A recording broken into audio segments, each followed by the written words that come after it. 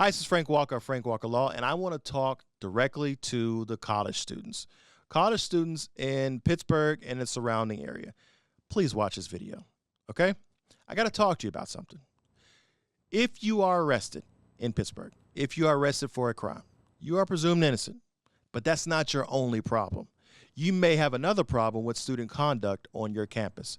Simply because if you're arrested, that's a separate process. That's with the criminal court. The resolution will be with the criminal court. However, if you are a student at a local university, that student conduct may reach out to you and say, hey, we need to have a conversation because you were arrested.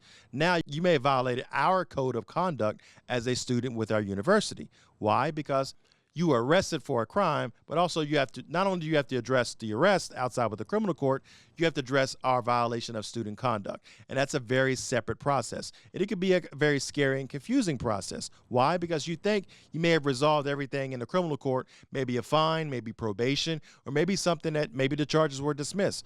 But if you ignore the student conduct at your campus, they may end up suspending you or maybe even expelling you simply because you didn't respond to their correspondence or you didn't respond to the request for a meeting. You are entitled to representation at those hearings.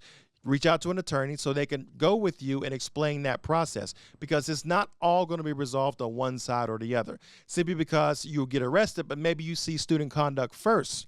You see student conduct first and they say, okay, I want you to write a paper about underage drinking and I want you to do 20 hours of community service. You may think that resolves everything, but no, now you have the criminal side and vice versa.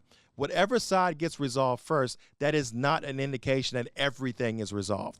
If you are, as a student, if you are arrested in criminal court, make sure you check your email, check your mail to ensure you're not missing any hearings with your university or your college, because they have the right to call you in and talk to you about violations of your student conduct simply because you got arrested in criminal court, whether in Allegheny County or anywhere in Western Pennsylvania. Again, thanks for listening. I hope this helps you out. Any questions, as always, reach out to me via the information below, and I hope you have a great day.